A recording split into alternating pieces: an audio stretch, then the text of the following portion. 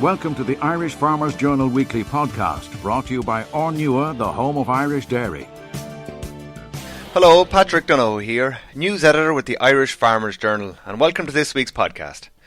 This week, I met the king of Irish airspace, Mr. Michael O'Leary. Most people know him as chief of low-cost airline brand Ryanair, but fewer know that O'Leary grew up on a farm and he now breeds Angus cattle on his own farm outside Mullingar. He spoke to me about all things farming and why he thinks Brexit won't happen. Farming background. Yeah. What is it? Because you only came into it as a kind of a, you fell into it. I grew up on a farm. I mean, my parents grew up on a farm. They had cattle and horses. And then on both sides, my mother and my father's side, both in Kanturk, yes, had farms. Mother's was a big dairy farm. Father's was a much smaller mixed farm. But he married well. Well, sure. And so we spent summers as kids down in Kanturk on the dairy farm, filling churns of water, doing all the usual stuff. Yeah. Cracking my teeth off gates. Yes. And so, having grown up on a farm, then as soon as I had enough money to buy one, I bought a farm in Jigginstown outside Mullingar. I know that. When was it? I was on it a few years ago. 1993. 1993. And is it Angus ever since? It's been cattle and horses. I mean, yeah. We started off with doing the usual stuff, buying cattle in the April and selling them in October and losing money every year. Right. Thought this is a stupid way of. But is farming to you golf? Really, is just a cheaper version? No, I mean, farming to me is I like living in the countryside. I grew up on a farm. I want to live on a farm. I want my kids to grow up on a farm. So it's much more a kind of a lifestyle choice. And then Angus then, so after you started losing your shirt on the store cattle for 6 or 8 months we have a year. to breed these cattle. It doesn't make sense to be buying them every spring and selling them every autumn and losing money, so why don't we just breed them? Yeah. And that way we make fortunes. Yes. Of course, then you realise that actually you don't make fortunes. Yeah. So the bloodline, where did it start? How in depth and involved were you on the selection of bloodlines and selection of breeds and whatnot? Heavily. I was out in Canada for I think 3 winters in a row. Buying we originally brought in a herd about 30 heifers and 3 bulls from Canada. So the original genetics were all Canadian back in the time when you could bring in cattle in from Canada. And then we've mixed those with the best available in Perth, Northern Ireland, and here in the Republic. And you have gone a bit down the UK route as well. You spent nice money on a UK. But sometimes we spend stupid money. Right. But what is stupid money? Stupid money. I think we paid 25 sterling for a bull. And this price what you pay values what you get though. Well, it's not. I mean, it doesn't make any sense to pay 25 grand for a bull sterling. And I wouldn't mind he turned out to be infertile after about 3 years anyway. Well, sure, yeah. Okay. But we had plenty of straws off him at that stage. The big annual sale, probably the most high profile bull sale of any in the calendar year. Bulls and heifers. Indeed. We don't confine just to the boys, girls as well. And you had a 93% clearance last year, something similar the year before. Yeah. Who's buying them from you? I mean, generally speaking, it's got well established. We've been 20 years building it. Yeah. It generally takes place depending on when Easter falls on the Saturday of Easter. We have a very good band of buyers now. Funny enough, mainly from the south of the country, Cork, Kerry and Clare, and also from Northern Ireland. You would have had when the sterling was... Northern Ireland has been particularly good to us in the last couple of years when sterling was strong. It'll be interesting to see what happens this year. But I think the advantage this year too is Easter falls that bit later as well. So I'd like to see more dairymen. How much do you need for a bull to wash its face? I mean, we're at the scale in our numbers. It's not so much how much I need for a bull to wash its face. It's that we're producing the guts of 200 or 150 pedigree cattle every year. So I've about 75 bulls. What I really need to do is to sell. I mean, I need to clear sort of 40 or 50 of them at these. Yeah. So what happens with the ones that don't go on the sale? Who's the private tender? Well, I mean, what happens generally is we typically, because we have bulls for sale throughout the year, we would typically sell. This year we have about 70 bulls. We would hopefully sell typically the best 20, 25 will go on the sale. Yeah. We will then sell about another 10 or 15 over the year privately. And then we will castrate the less good ones or the weaker ones. Yeah. And we put them we run a commercial herd or a pedigree herd of about 250 head. And there's a commercial herd of about 250 head. We generally take out the bottom 25% of by confirmation. We geld them for want of Squeeze them, you castrate them, castrate them and put them into. We breed them then for beef sell them out of the shed into the factory at just under 2 years of age. Is Angus the way forward? They've been fantastic. I mean, at the time when we started about 20 years ago, all the rich fools like me were all doing Chardonnays and Blonde Aquitaines, big plough pullers. Charlie's the king of the breed. No, he's not, big fucking plough pullers. And Belgian Blues were very tempted. I couldn't understand it, because they're as ugly as sin. And I think they're fantastic. We just had one that carved dreadful bloody things. And you can't carve down with a vet. No, but sure, that's the joy of it. It's not a calving unless there's a calving jack and a vet involved. No. It's much more efficient when they just pop them out themselves. Corner of the field or corner of the shed, off you go. Tag them and let them off by themselves. Put the jack on them about twice a year. Right. And I'd say, I like the Angus. They're very pretty stock. They're smaller frame. They're lighter on the land. Yeah. They're easier on the land. They're very good kind of maternal instincts, maternal traits. They're good. And have you seen that with the new kind of suckler scheme, the BDGP nonsense, the genomic stuff? Like, is there the more demand for the easy calf and just, as you say, pop it out? I mean, I think it's all 5-star this, 5-star that, 5-star the others, and I really don't know what the hell.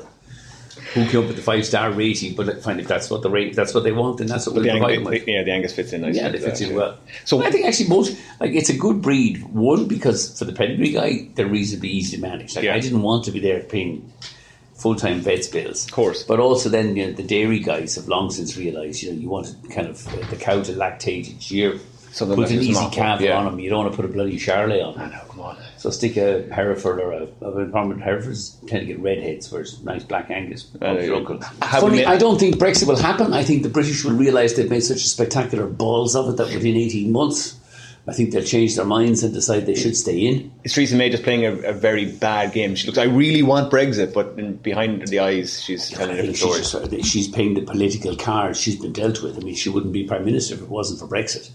But I don't think anybody in the UK has yet realised how weak their negotiating position is and how difficult the Europeans are going to be to deal with. And I think the problem is that the UK was sold a pup by the Brexiteers that you can leave Europe and nothing will change. And I think they're about to find out in the next 18 months that you can leave Europe and everything is going to change. We hope that you're enjoying this Irish Farmers Journal podcast. Find out more at farmersjournal.ie. Last week, the Irish Farmers Journal exclusively revealed that the Road Safety Authority is working on legislation to introduce an NCT-style system for fast tractors by 2018. The news has caused outcry among farmers on social media, many of whom have felt that it was a money-making racket. The Irish Farmers Journal's Peter Thomas Keaveney was in Galway at the Farm Contractor Ireland's Western Regional meeting this week to get the views of contractors on the proposed legislations. Views on the idea varied, with some saying it could get unfit tractors off the road, while others feel it is unnecessary regulation. I'm joined first by Chairman of the Western Region, Martin Fliman, who is a contractor from Mount Bellew in County Galway. So Martin, what's your opinion on the new proposal? Number one, I don't think they're needed. That's going to be another regulation that the contractor is going to have to carry. And who's going to have to pay for it at the end of the day? Only the farmers. And it's like a lot of the legislation that's coming from Europe. The directives, it's how they're interpreted in this country. And that we're going to have to be there at the front to make sure that it suits us as contractors. And that it's not just wrote into law and next thing we open the paper and find out this is what we have to comply without it. So I'm joined here by Mike Barry from Capawhite and Tipperary. So Mike, what's your opinion on the new proposal for the NCT for tractors?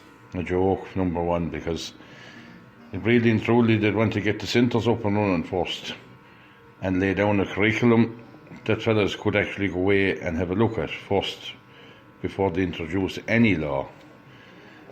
As contractors, even with new machinery this minute, I believe if only one tractor on the other would actually pass a test.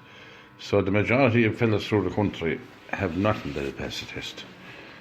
Going by what we're beginning to read of bits and pieces we're getting, there's people within Europe themselves don't know what's going on, so how are we going to put together something here and make it stick within Europe or within Ireland? Like, why are we the first ones to go forward on these kind of things always? I think they want to leave it to the Europeans first and see what they are going to do before we decide what's happening in Europe. So I'm joined by Tom Garvey from Innis, an agricultural contractor. So Tom, what's your opinion on the new proposal? It is good in one way and bad in another way, I suppose, but it might take tidy up a lot of bad jokes on the road and it won't, as long as the cost is fair on it, I suppose. So time will tell, I suppose. So I'm joined now by James Geoghegan in Turles Pass, County Westmeath, an agricultural contractor. So James, what's your opinion on the new proposal for the NCT for tractors? I think it's totally unnecessary. That it's aimed basically at the contractor tractor. And going on the stats, contractors' tractors are not the dangerous tractors on the roads. It's the farmer tractor that has the one with no lights at the back of it and the brakes not working. In general, like of the 34 farm deaths a couple of years ago, not one of them was contractor related. So I don't see why they're aiming for the contractor tractor at the 50k tractor. It's not the dangerous tractor on the road. Most of them have four-wheel braking anyway, and they're safe and they're in good order, and the trailer behind them is in good order. So they're actually aiming for the more probably safest tractor on the market on the road is what they're aiming that new legislation at. They're not going after where the problem is. So I don't think he's been any help to road safety. Perfect. Thanks, James. Welcome to the Irish Farmers Journal weekly podcast. Staying in Galway, 4 credit unions in the county have recently come together to design a new loan product for farmers. The Cultivate loan scheme is a flexible loan that offers a personal service to farmers and allows them to make repayments based on their income. Our news correspondent, Thomas Hubert, was down in Galway for the launch, and he spoke to Gore Credit Union Chief Executive Anne McNerney, the President of IFA, Joe Healy, and local farmer Sean Mannion. Hi, this is Thomas Hubert, news correspondent with the Irish Farmers Journal. I'm here with IFA President Joe Healy and Anne McNerney, Chief Executive of Gort Credit Union. Anne, you're presenting a new product for farmers tonight. In a few words, what is it and what can farmers get from their credit unions in Galway? We 4 credit unions came together just to design a new product for farmers. It's a loan called Cultivate. It's a flexible loan that offers them an easy repayments based on their income, suit their income repayments. And it's for stocking loans, farm finance, and we want to offer them a personal service and look after them in the credit unions. Joe, how do you see credit unions getting involved in this after the locust loans from the government recently? That's a new offering. What can the credit unions play as a role here? The credit unions can play a huge role because while we very much welcomed and looked for and fought hard for the 150 million low-cost finance, it's really only a drop in the ocean. And if you just to put it into perspective, if you take a figure that I saw from ICOS during the year, the average merchant credit that's out there amongst dairy farmers is 30,000 per person of an average. And if you put that over 17,000 dairy farmers, you're talking about 500 million. So the 150 million is only a drop in the ocean to replace expensive merchant credit and overdraft. So I'm delighted to see the credit union, push the boat out here and get involved and strengthen their position with the farmers. Farmers like dealing locally. 3/4 of all the inputs we put into agriculture are sourced locally, and money is an input. And I think the fact that the farmers know the people working in the credit union. I think since I started going into my local credit union, some of the same faces that were there years ago are still there now, and people like that familiarity because I'd like to think that if I go into my local credit union that they'll know that I've never defaulted on a loan I've got before, and they know that as soon as you go in the door, and that I'd stand a much better chance of being successful in whatever I'd apply for. I'd have great hopes that it will lead on to further offerings from the credit unions in the future. And the example Joe was giving there, expensive merchant credit overdrafts, could a Cultivate loan replace those and help refinance this kind of situation? Certainly that area that we're trying to look at. And all the credit unions that are here, it's well known that we all have money to lend. We have an awful lot of money in savings. It was even in the headlines of the Irish Independent yesterday. So we all have an awful lot of money to lend, and we want to get that money out there, and it's for that type of finance that we want to look after people for. And we hope to develop it to other longer term lending and asset finance and other areas that will suit them. And a few of the essential rules around this package, how much, how long? You don't have to be a long-term member with the credit union. Once you have an ability to repay and give us the details, we'll be happy to lend to you. The longest term for the loan is 7 years. And it's about 50,000 maximum? 50,000 for 7 years. The interest rate is 6.75%. Okay, Anne McInerney, Joe Healy, thank you very much.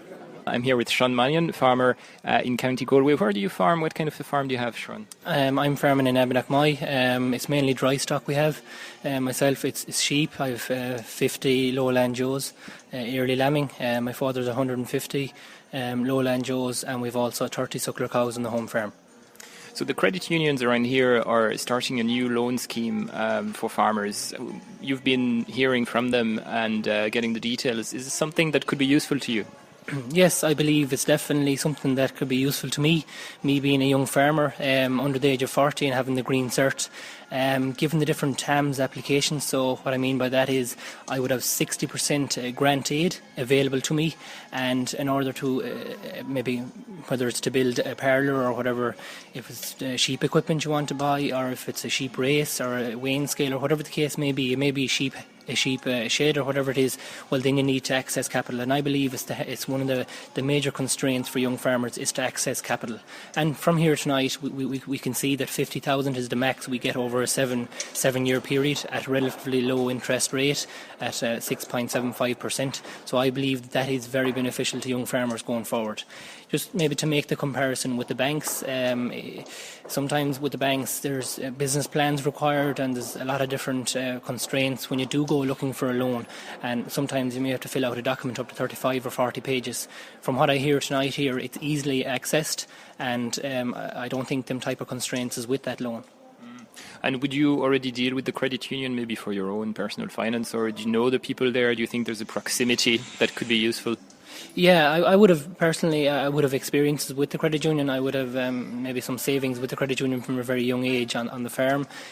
Also, yes, I think that it's very good for young farmers, and I would have dealt with them before for a loan back through the years, and I found them very beneficial, very easy to access the loan. To be honest, I was actually given the money on the day. It wasn't a massive sum of money, and look at I had savings there.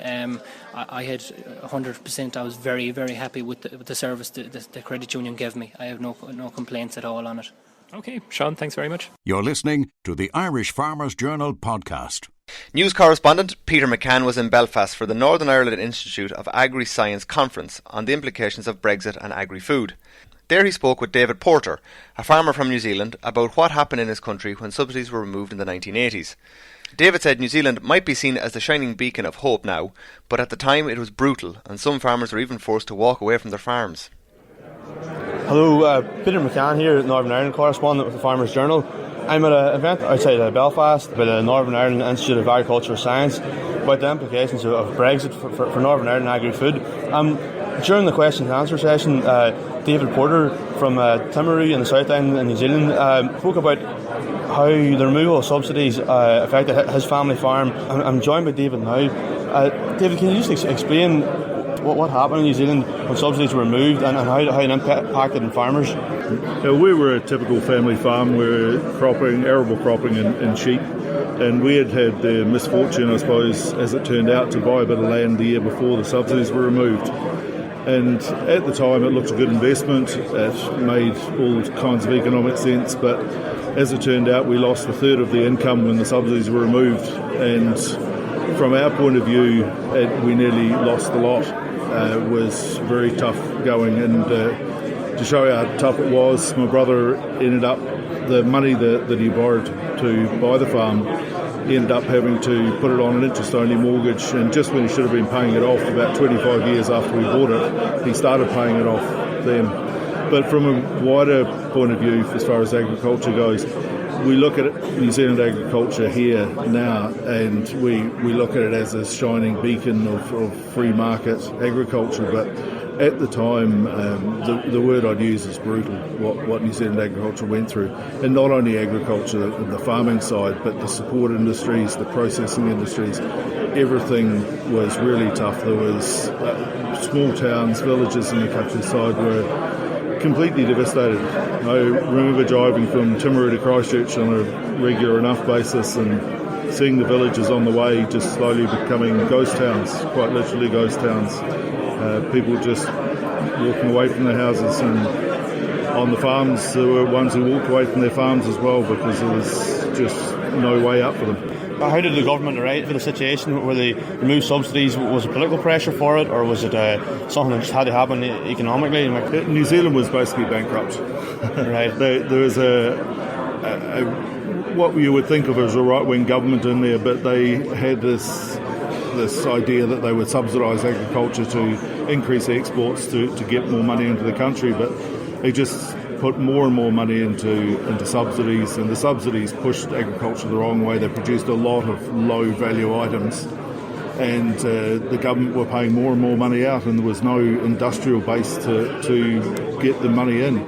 So, yeah, it was just New Zealand ran out of money. They had to. New government came in, funny enough, calling themselves New Labour, and they took away everything within 6 months. Some people were suggesting New Zealand as a model of agriculture post-Brexit for the UK or for Northern Ireland. Yeah, it doesn't have to happen here that way. The key thing about it is the transition period. In New Zealand, the transition period was 6 months and losing 30% of income, which was about the average subsidy. And that's just too hard to take. And here, New Zealand was in a better position than here to handle that kind of cut anyway. Whereas here we have smaller farms, we have a high level of indebtedness, which New Zealand has now but didn't have then.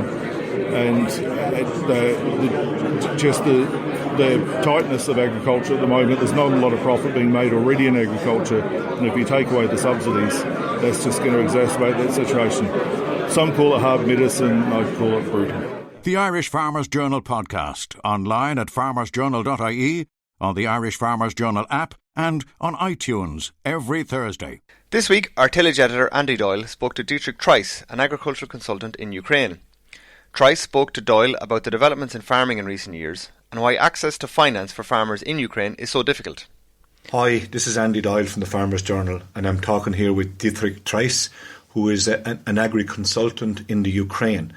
And I'm going to start by asking you, Dietrich, the general economy in the Ukraine, how has it been doing over the past decade or so? Yeah, general economy was very much influenced in 2008 from the financial crisis. It was a big drop. What you was so much was possible to see, to feel in Kiev. So in June 2008, you had the traffic jam from 7 o'clock in the morning till 8:10 in the evening in the whole city center. In November 2008, on each traffic light, where you have a year before, you had to take you a half an hour to cross the intersection. You was the first car, and just by the next green light, you can cross it. So it was a big difference. Particularly suffered in this time construction industry and steel industry. So Ukraine economy is based mainly on agriculture, steel, and construction. Construction is, of course, depending on investments in the country, in housing, in industry. Steel was also driven by the world market. So after 2008 financial crisis, demand for steel was dropping. Then the Ukraine economy a little bit recovered, but due to the politics of President Yanukovych, it didn't really develop very much, or very well. And then, of course, in 2014, after the revolution and then the war in eastern Ukraine, it was the next hit on the economy. Again, steel industry suffered. In this time, particularly because steel industry is located in the east, in the areas, a lot of construction, or a lot of production facilities are destroyed or under big problems because, you can understand if you have war, it's difficult to deliver goods in or out of this area. In all the times, agriculture made a good performance. Never really dropped. They maybe stayed stable, but there was almost no drop. And after 1 or 2 years stable, they become to increase or develop again. So this is a general situation. Economy is bad, but due to low wages, maybe even cheaper costs than in China, but you are close to Europe, you are close to European border. We see some automotive industries, but particularly business where you have a lot of handmade or hand work, so labor-intensive work coming into Ukraine looking for production. So this year and the last year we see some development. We talk to industries, they said, no, we have a better business than before, and we see the country generally covering up. And Dietrich, to what degree does having the European Union on your western border, or having access to the world market for all kinds of products, to what degree has that influenced the recent evolution of both agriculture and the general economy of the Ukraine? I think it's a closer relation, or this free trade agreement to European Union more as a long-term effect, because the European market is a market for high-quality products, and Ukraine before produced, let's say, more low-quality products. So it takes some time until you shift. I think the Ukraine and the Ukrainian people are able to produce higher quality, and I always hope for this possibility to get better access, because I'm convinced people can produce a better quality if there's access to a market which demands this quality.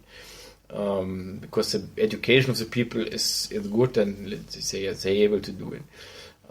So I think this will take some time until we see more effect from the free or better access to European Union. Ukraine became already a couple of years ago a member of WTO. So actually, world market is open. Agricultural goods anyhow are free to trade.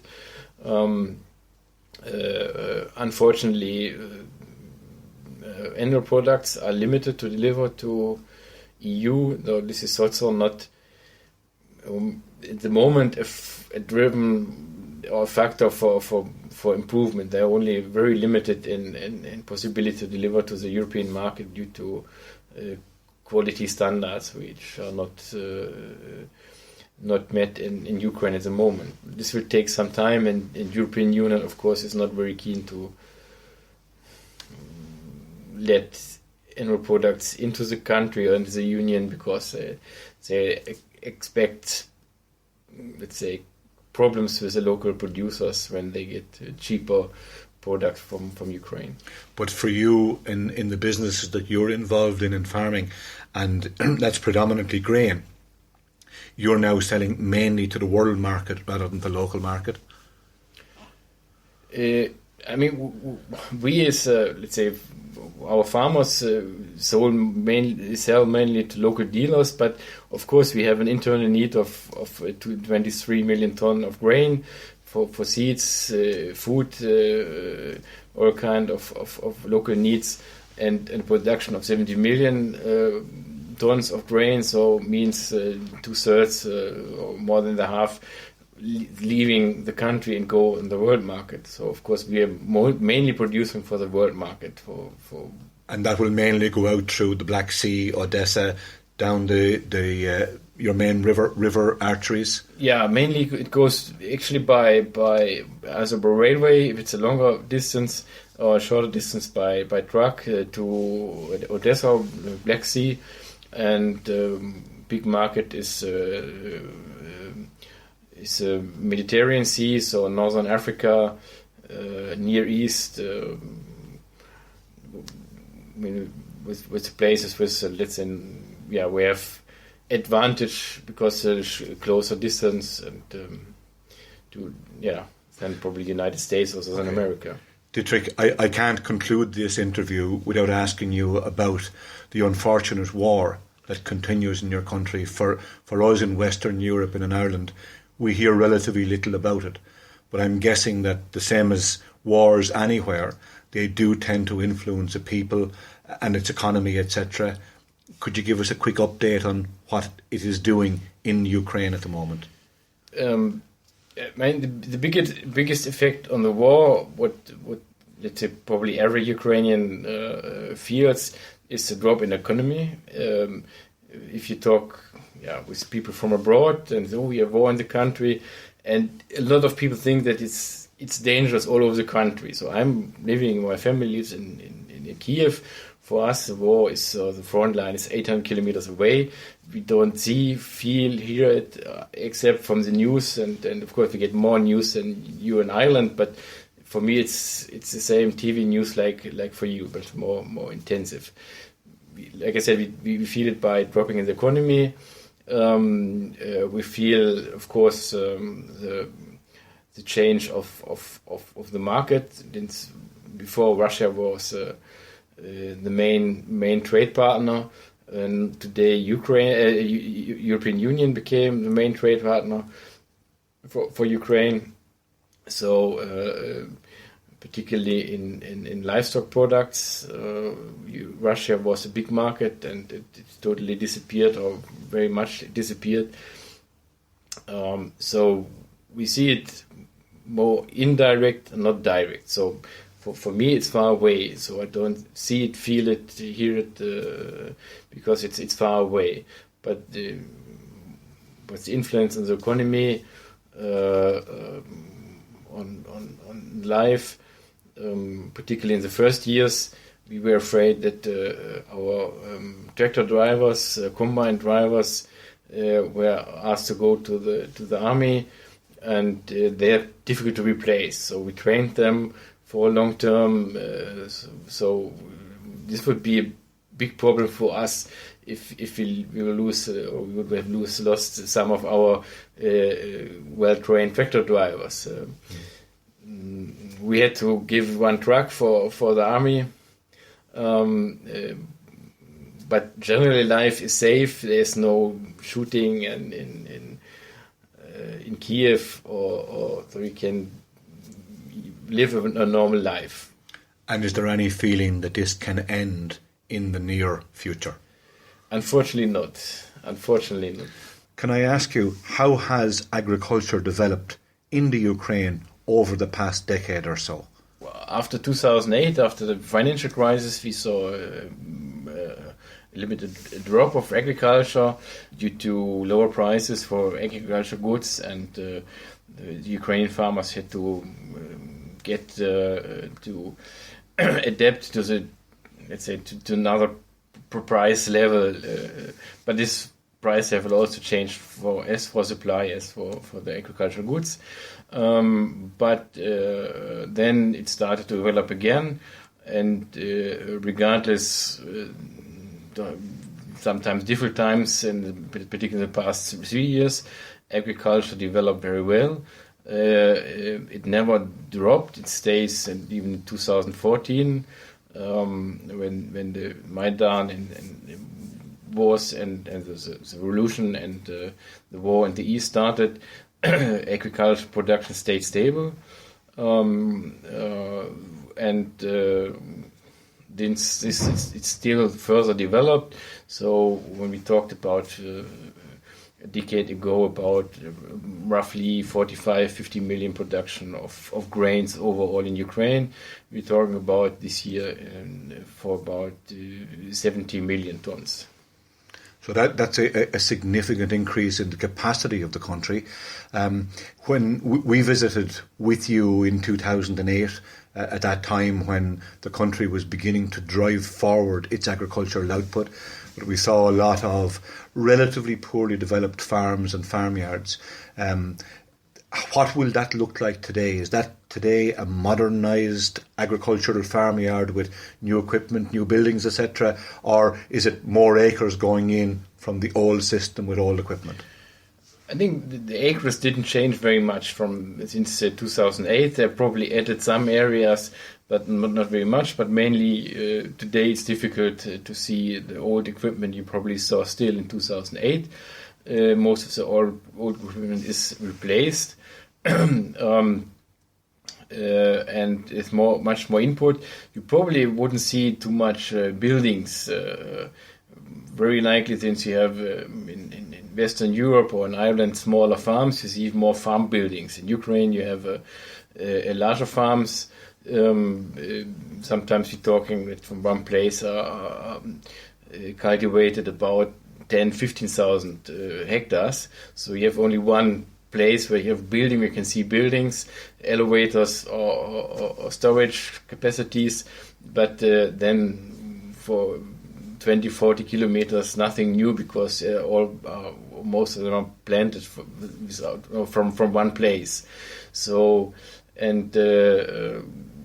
Ukraine is still not really, wouldn't say a stable country, even if you have stable development in agriculture, but still people are afraid probably to invest too much money in buildings, in non-mobile assets. And there's still a need of mobile assets, and first of all, let's say a new tractor pays off much more faster than a new building. The building. And is farming profitable for Ukrainian farmers? Yes, farming is profitable, at least, particularly in the past 2 years. Good farms made good money. And Dietrich, within that development of agriculture, has your country developed its agriculture? We use the phrase here, to walk your grain off your farm. Have Ukrainian farmers equally increased their capacity in livestock during that time when they were increasing the grain output from 40 million tonnes or thereabouts up to 70 million tonnes today? No, livestock didn't develop very much. Maybe pig breeding or pig fattening became a little bit more, but the particular milk production, dairy production became worse even. The biggest market for Ukrainian animal production was Russia, and already in summer 2013 Russia stopped import from agricultural products or animal products from Ukraine. So the whole Russian market, what was maybe I don't know, 70-80% of the export, and bigger part of the production broke away. Milk price dropped by 50%. So particularly dairy farms reduced. So there today only, say, a handful or tens of really good dairy farms. And Dietrich, go back then to the working farm, which is a lot of it is arable and growing crops. How is the situation in the Ukraine with regard to access to the different inputs, be it seed, fertilizer, chemicals, etc.? Is that freely available now for your farmers? It's freely available, no problems. You probably have to plan a little bit earlier, or you have to plan it before. But if you order it in time, you get everything you need. When I said freely available, I didn't mean you might get it for nothing, because I presume you'd pay similar prices to what your colleagues elsewhere in Europe will be paying. It's similar prices. Some things are more expensive, some things are cheaper. You have probably some chemicals you can still use in Ukraine, but you can't use it anymore in Western Europe or the EU. So actually, I think it's more or less the same. And then, to finish up this interview, Dietrich, what about finance, access to credit for farmers for the different types of development that they would choose to do? Finance is difficult and it's expensive. If you talk in hard currency credits, we talk about 10-12% interest rate. In local currency, it was the years before 25%. Today it's about 20%, maybe a little bit lower. What is only usable for short-term financing. So in spring, you pay the credit after the harvest, but it's of course too expensive for long-term financing, particularly for buildings. Maybe machinery, a tractor for 1.5 year, but even this is very expensive. So Traditionally, when we hear of high interest rates, we associate it with high inflation level.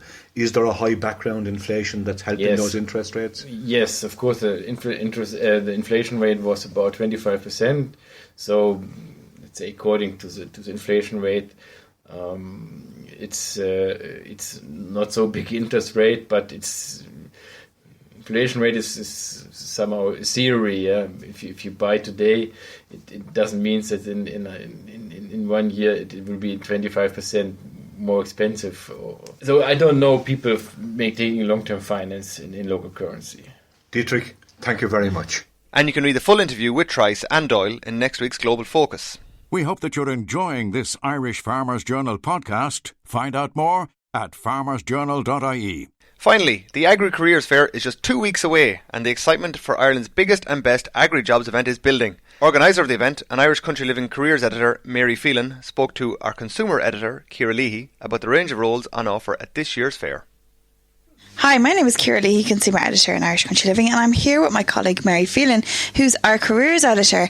Now, we are just 2 weeks to go until the Agri-Careers Fair, and naturally our career pages this week in Irish Country Living are completely focused on what's going to be on offer.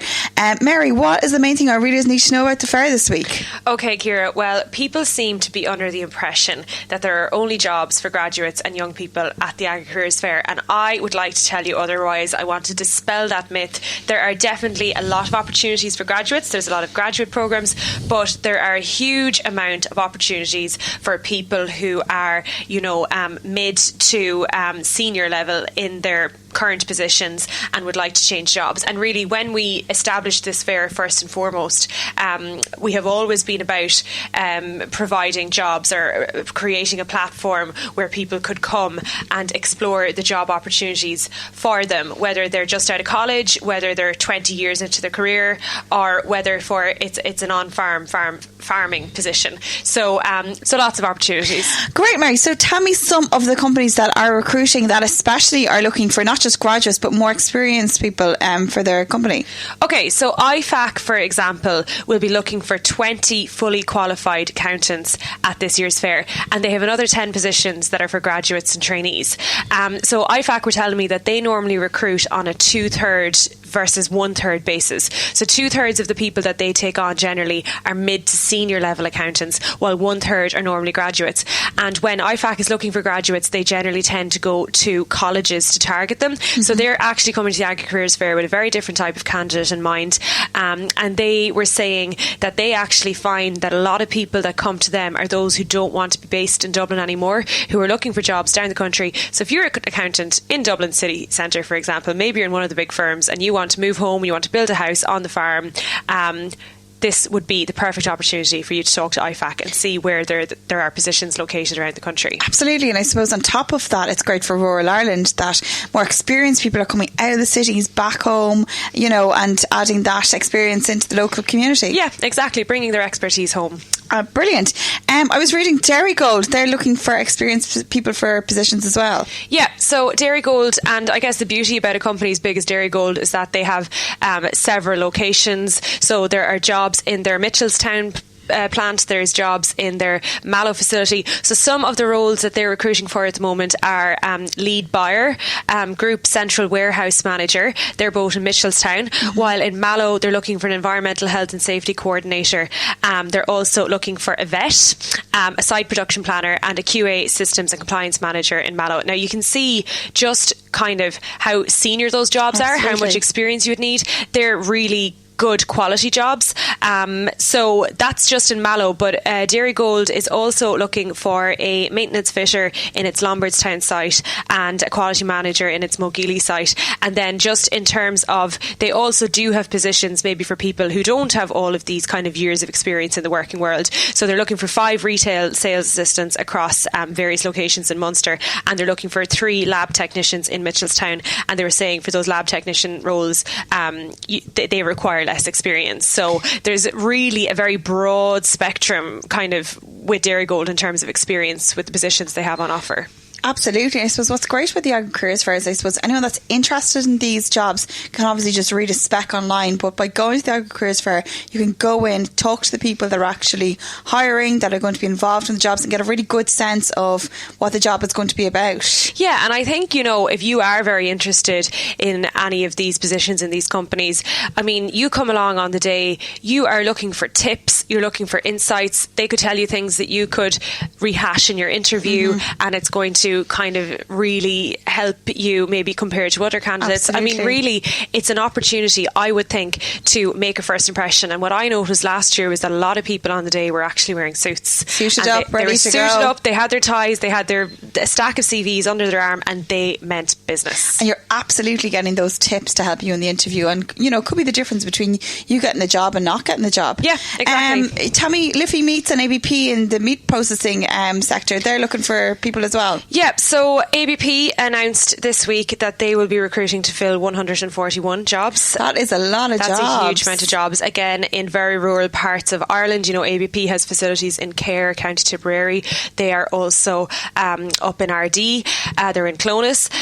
So you can imagine 141 jobs. Again, that's going to be right across the spectrum. We really can't list all those ones out. I'm not going to start listing them, but I can guarantee you there's nearly something for everyone among those 140 positions. Then with Liffey Meats, they also have a number of positions they're looking to fill. So they're looking for people in production management, in sales, marketing, HR, engineering, health and safety, and IT and food quality. They are looking for self-starters with a professional, ambitious, passionate approach and a strong work ethic. They really want to see people who want to grow their career and who maybe would be willing to travel abroad and learn different languages.